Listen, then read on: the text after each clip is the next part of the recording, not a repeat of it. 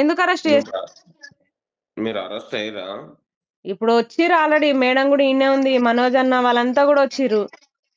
ఓ 4 gents పోలీసులు, ఒక lady constable వచ్చింది. అన్న అనవసరంగా మేము సైలెంట్ గా ఉన్న వాళ్ళని మీరే ఇప్పుడు ఇట్లా అరెస్ట్ చేస్తున్నారు. మళ్ళీ పైనుంచి తర్వాత అంటేనేమో అన్నమంటారు. ఏం చేయాలి చెప్పండి ఇప్పుడు? నేను వాళ్ళకి నిన్ననే చెప్పొచ్చిన, ప్లాన్స్ ఏం లేవు, వినతి పత్రాలు మాత్రమే ఎవరన్నా ఉంటే ఇస్తారు, అవకాశం ఉంటే ఇస్తాము, లేకపోతే లేదని కూడా చెప్పిన. ఆయన పోయినాక ఇంకా మాకు ఛాన్సే ఉండదా ఇక? ఇప్పుడు నన్ను ఊకున్న దాన్ని గెలికినట్టా కాదా చెప్పండి?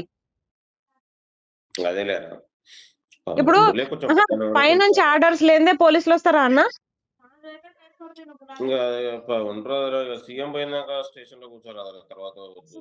స్టేషన్ లో కూర్చోవాలా? సభలు ఎందుకు పెట్టిరన్న మరి స్టేషన్ లో కూర్చుంటే? నిరుద్యోగుల కోసం కాదా, నా కోసం కాదా? మరి నేను నిరుద్యోగిని కాదా? నాకు అర్థం కాదు. నన్నే కాదు చాలా మందిని అరెస్ట్ చేసిరట. ఒకసారి ఓయూపీఎస్ కి రా అన్న నువ్వు. డెవలప్మెంట్ కదా, న్యూసెన్స్ చేయొద్దని. డెవలప్మెంటే కానీ జాబ్ క్యాలెండర్ కాదు కదా.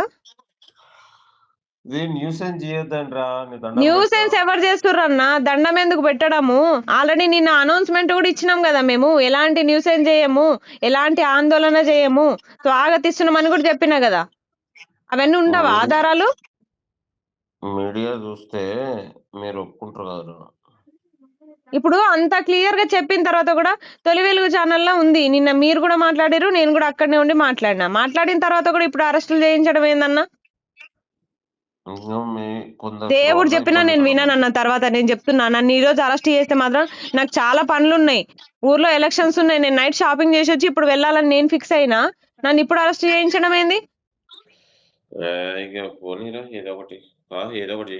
ఏంది పోనీయా? తర్వాత నోటిఫికేషన్లు రాకపోతే మీరు ఇప్పిస్తారా అన్న? సీఎం దగ్గరికి మీరు తీసుకెళ్తారా?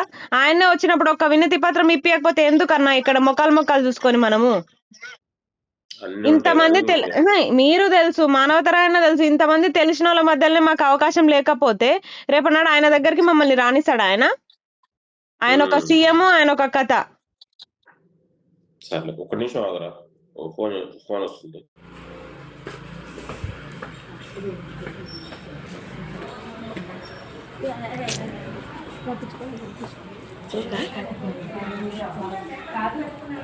అట్లా వస్తే మీకు అట్లా ఉంటుంది.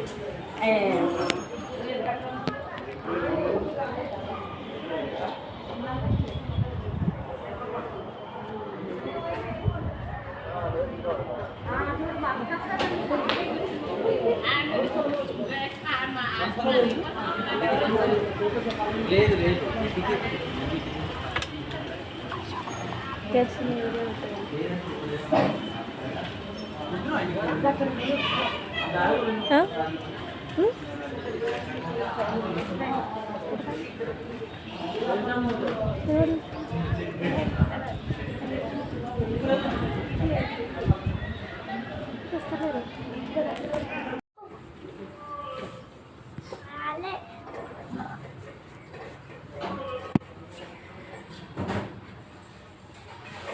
రూమ్ దాకా వచ్చి కూర్చున్నారన్న. ఇప్పుడు నేను చెప్తానే ఉన్నా, ఎవరైనా రావచ్చు అని చెప్తున్నా కూడా వింటారు. మానవతరాయన్న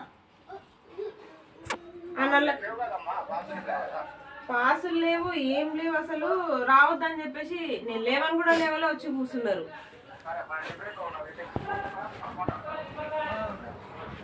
ఓయూపీఎస్